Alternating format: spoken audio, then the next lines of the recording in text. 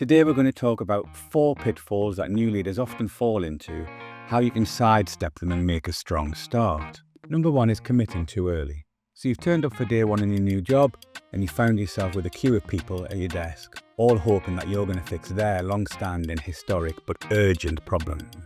You want to make a good impression, so it would be really tempting to promise to fix all of those things for every stakeholder.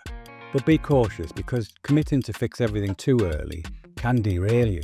You could find yourself wasting a load of time on stuff that isn't really important after all, and neglecting those things that are, just because you promised early on that you would fix those things for those people.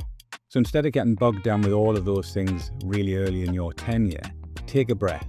Some of those things might be important and you should certainly set about fixing those, but there will be some stuff that hasn't been fixed yet because it just isn't important enough.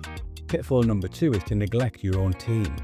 You'll hear things like, oh, you need to meet so-and-so, or let's grab a coffee and have a chat from all sorts of stakeholders. And whilst meeting those stakeholders is important, don't do it at the expense of spending time with the people who matter most to your early tenure and your longer-term success, and that's your team. Spend as much time as you can with them, build those relationships and really listen to what they've got to tell you. Because when a team thrives, you thrive. Your team is your greatest asset. Pitfall number 3 is that you try to be everybody's friend. It's natural to want to be liked, especially when you're new in a role or in a new business. But a common mistake that new leaders make is that they try too hard to be everybody's friend.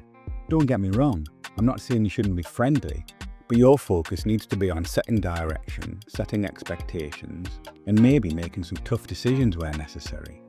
If you prioritize being liked ahead of being effective, you might find it more difficult to manage poor performance later, or to make some difficult decisions around the team and the team structure. Remember that your team needs somebody to effectively steer the ship, not just a pal to hang out with. And pitfall number 4, really important, don't neglect your own personal development and well-being. Becoming a leader doesn't mean you've suddenly got all the answers. So don't fall into the trap of neglecting your own personal development or creating your own support network. If you don't actively seek out learning opportunities and the support of a strong network around you, you'll very soon start to feel isolated. So find some mentors, join some leadership forums, and don't be afraid to ask for help and advice.